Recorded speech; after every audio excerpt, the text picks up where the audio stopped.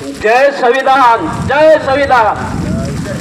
आज आड्याळ या ठिकाणी आरक्षण बचाव कृषी समिती आड्याळच्या वतीने भारत बंदच्या आयोजनानुसार या ठिकाणी सुप्रीम कोर्टाने जो निर्णय दिलेला आहे, अनुसूचित जाती आणि जमातीच्या विरोधात अ ब क ड असे उपवर्गीकरण केले आहे।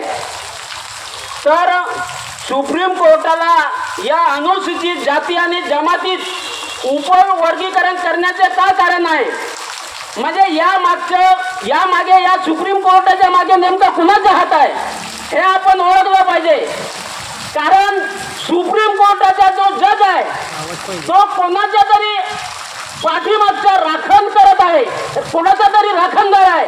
आणि या सुप्रीम कोर्टानं जो जजमेंट दिलं एवढं भारतीय बाबासाहेबांनी आपल्याला संविधान दिलं, त्या संविधानाचा त्या सुप्रीम कोर्टाच्या जजला आपल्याला बरोबर न्याय देता येत नसेल तर त्या जजला सुद्धा त्या ठिकाणी राहण्याचा अधिकार नाही।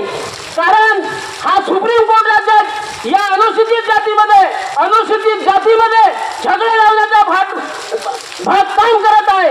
या सुप्रीम कोर्टाच्या जजचा मी प्रथम या बंदच्या ठिकाणी निषेध करतो की ज्या सुप्रीम कोर्टाने या अनुसूचित जाती जमातीमध्ये वर्गीकरण करून त्याला कमजोर करण्याचं काम करत आहे आणि त्यामध्ये भांडण लावून त्यांचं आरक्षण खतम करण्याचा या सुप्रीम जजचा हा निर्णय आहे।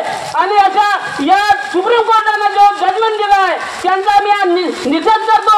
जरी सुप्रीम कोर्टाने अशा पद्धतीचा निर्णय दिला असेल तरी या ठिकाणी भारतीय संसद आहे, आपली लोकशाही आहे, गणतंत्र आहे, ते सुद्धा या सुप्रीम कोर्टाच्या विरुद्ध जो न्याय दिला तरी त्याच्या विरोधात आपण तो संसदेमध्ये ठराव पास करून तो निर्णय मागे घेण्याचा अधिकार संसदेला आहे। जरी सुप्रीम कोर्टाने घेतला असेल तरी तो रद्द करण्याचा अधिकार संसदेला आहे।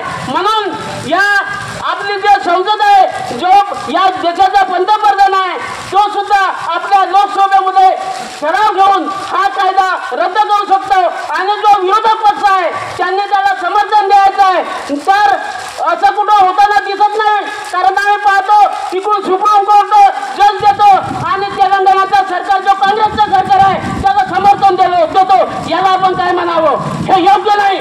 म्हणून जो विरोधात बसलेला सरकार आहे, जो केंद्रात विरोधी पक्ष म्हणून काम करत आहे, त्यांनी सुद्धा या निर्णयाचा विरोध करायला पाहिजे, त्यांनी सुद्धा रस्त्यावर यायला पाहिजे आणि हा जो निर्णय दिलेला आहे सुप्रीम कोर्टाने तो तात्काळ मागे घ्यायला करायला पाहिजे।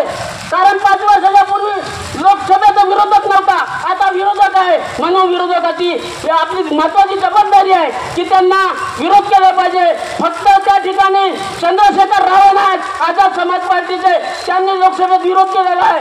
जरी लोक जनशक्तीच्या पार्टीचे 5 खासदार त्या संसदेत आहेत जे मोदी सरकारात असतील त्यांनी सुद्धा विरोध केलेला आहे। परंतु विरोधक ज्या ठिकाणी आपले राहुल गांधी आहेत विरोधक म्हणून त्यांनी बजाची भूमिका घेतलेली आहे, त्यांनी आपला आवाज त्या ठिकाणी उठवलेला नाही, त्यांची सुद्धा महत्वाची भूमिका आहे। म्हणून विरोधकाची भूमिका सुद्धा महत्वाची असते।